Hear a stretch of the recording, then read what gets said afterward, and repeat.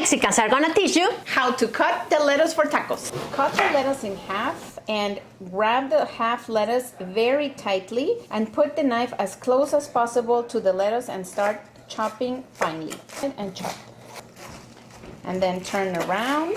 the secret is not to cut from the top down. Instead, you will be cutting just around 1 inch from the end down, slicing as finely as possible. After you have sliced one part on one side, just turn the lettuce around and repeat the process. Keep giving circles to the lettuce until you are done, and this is ready to taco, amigo.